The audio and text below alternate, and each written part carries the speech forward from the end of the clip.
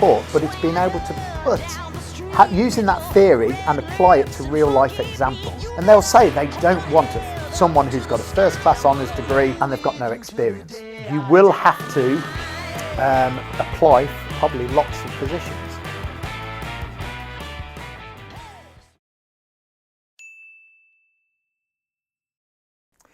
Well, I find you've got to show when you're lecturing, and it's hard for Korean students if you're not your first language, you've got to do it in a fun way, or have it try and deliver something that you're enjoying delivering. So hopefully I come over as being enthusiastic in my lectures. I will try and make things to show that if I'm enjoying it, hopefully the students will enjoy what I'm teaching, even if it's theory on strategy or things, hard theories. You've got to try and enjoy it. And I think the way to do that is to really apply theories and frameworks to real life industry, real life examples. But when we've got an international audience, to really make those examples international. So try and make them global, understand the importance of sport, giving global examples, not just giving examples from the UK, from England. Although we talk about Premier League a lot, but I want to talk about, what's happening in Asia. You've just held the Winter Olympics, in South Korea. How did that go? What can we use that as an example? What's happening in America? So we're using NBA, NFL examples as well. So I think the important way to communicate is to do it in a fun way. So you learn more, people learn, students learn if they're enjoying it. And how do you enjoy a lecture if you don't think the lecturer is enjoying what they're doing as well? So that's one thing. Could I be delivering finance, economics enjoyable? I might not be able to, but if I can do it for sport, if I can talk about sport, what I like to do, it's looking at what's just happened in the sports industry at that weekend, or what's just happened on the football field, or there might be in a crisis, or some kind of issue, something's happened in the world of sport that we can then say, right, see here, that's to do with this strategy, or that's to do with operations, or that's to do with CSR.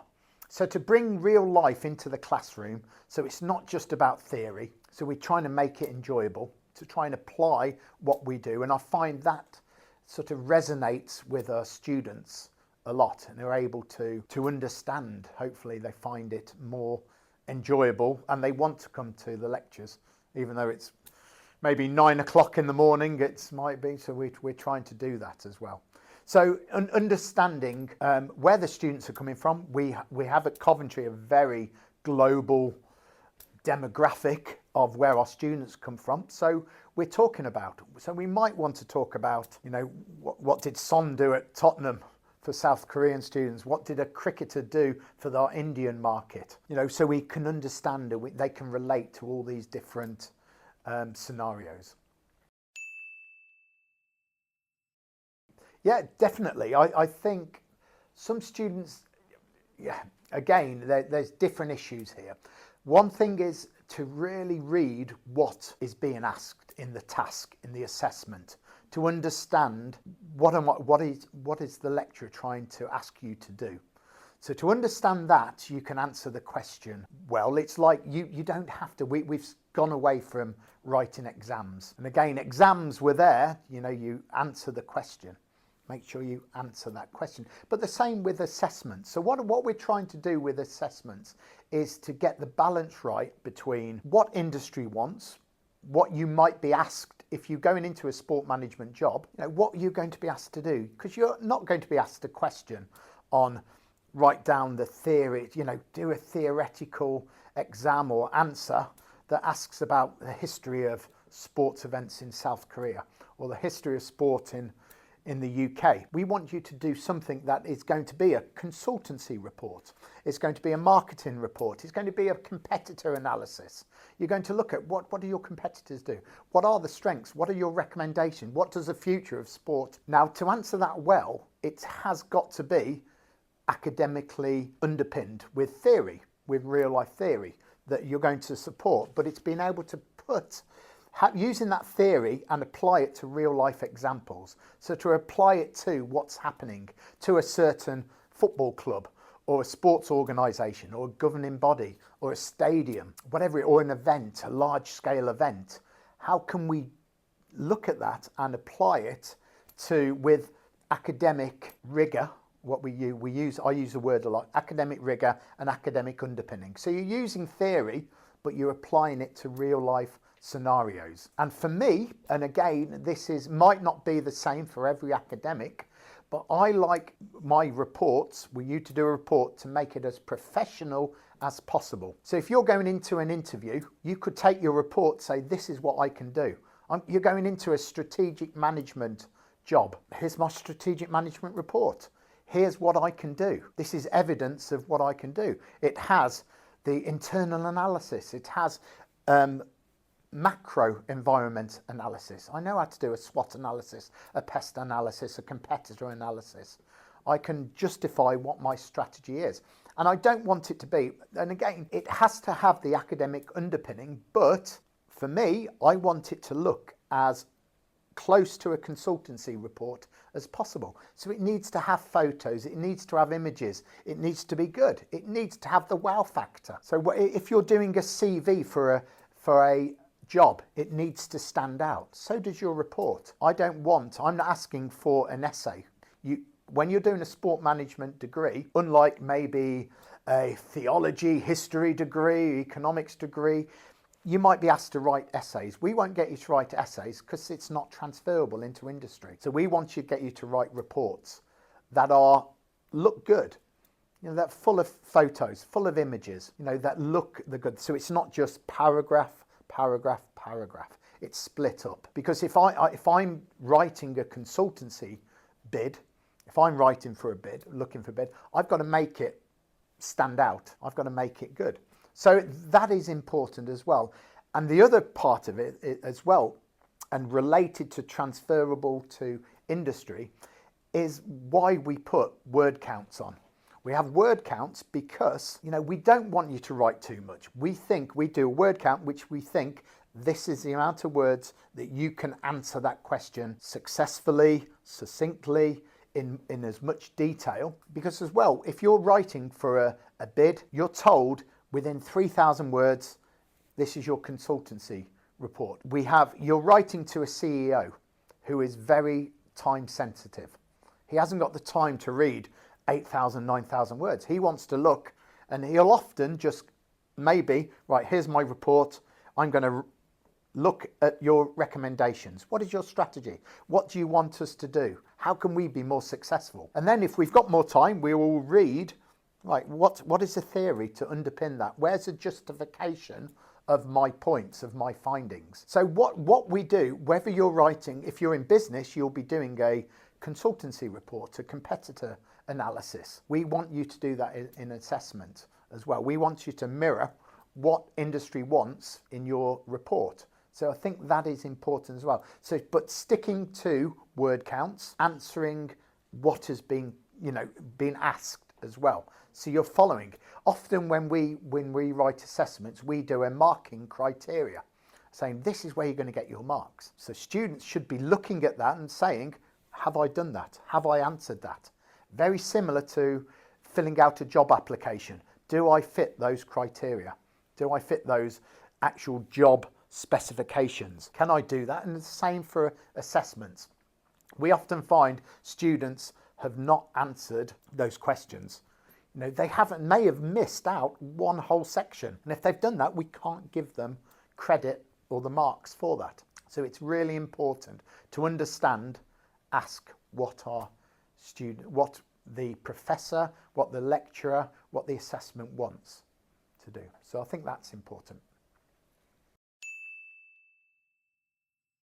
Yeah, I definitely say working in sport management, sport industry or the events industry, and I will keep using this terminology, they do not need brain surgeons, rocket scientists. You haven't got to have the best IQ, but you've got to have the experience to be able to think on your feet, be able to deal in scenarios that are challenging, that you might have to think about contingencies. And I always say at sport and event industries, you haven't got to think of those contingencies. What are my options? What are my plans for? We haven't got to think of plan A, B, and C. We've got to think of what plans X, Y, and Z. What might happen? So to do that, to enable us to do that, we need to give students the experience outside the classroom of real life situations, dealing with crowds, dealing with fans, dealing with scenarios that might be challenging. What employers want, because I go out to a lot of this is where I use my network of students, of graduates who have gone into industry. What do they want from a graduate? And they'll say they don't want someone who's got a first class honours degree and they've got no experience. They need experience. They need people who have maybe volunteered, have taken themselves out their comfort zone, worked in some kind of event, given up their time, or gained experience working for different companies to understand the pressures, the different scenarios that sports organisations want. So when we talk about this, so this is where you need to get that balance right. And university is about getting your work balance with your social balance. So if we can add your work, so we can bring in work opportunities that you can do, that you can then use for your assessments, we call that a win-win situation of what to do. Team life, working in a team, working for societies, volunteering, whatever it might be, setting up a project like this. It's fantastic of what to do. And we can try and tie that into your degree, make that part of your degree is what we're trying to do. So what initially might think as extracurricular, if we can tie that into assessments, use that for your assessments, use that experience. Can we reflect on it for a module? Can we look at things? And that's a sort of critically what we want to do. So when we talk about networking, when we talk about being prepared for industry, employers don't want to just see Coventry University or whatever university, sport management, honours degree, first class honours degree, nothing else. So what else have you done? What else have you done with your time? So there shouldn't be any reason why you haven't done volunteering. Yes, COVID came and made it hard. So we had students who came through the COVID time. But what did they do? If they couldn't volunteer on real life events, could they enhance their learning? Could they do Google Analytics? Could they learn new skills, social media, digital marketing, photography, whatever they could that could enhance their career, they could put up on LinkedIn. So do they take advantage of maybe opportunities we offer for doing projects? We offer our final year students to do X-Culture project, to carry on with that. We give our students the opportunity to gain an extra qualification, a CMI, Chartered Management Institute qualification. All these things will give them a competitive advantage when it comes to their graduate career. We work in sports and events. We don't want to stop you going out enjoying yourself, but it's having that balance right, especially when it comes to final year. Having that, you've got your dissertation, it might be one time you say, right, I might not go out tonight, I'm going to stay in and do my work. Procrastination is a big word that's used a lot. I'm going to put things off. I'm going to do my report next week. I'm going to do it there. And then suddenly, we've got a lot of reports to do.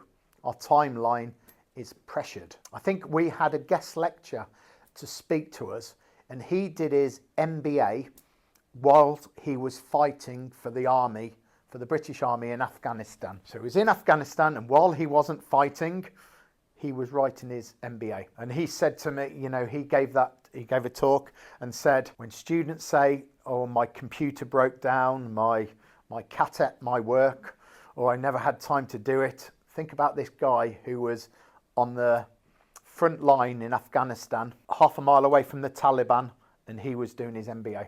He was doing his dissertation. So it's getting that balance right. It's prioritising, looking at your timeline. Your priorities change from first year to second year to final year of what to do. My advice, this is why we try and can you bring your experiences into the classroom? Can you use it for your assessments? So can we, you're gaining experience, you're getting a better experience, you're understanding the sports industry, but you can then use it for your assessments.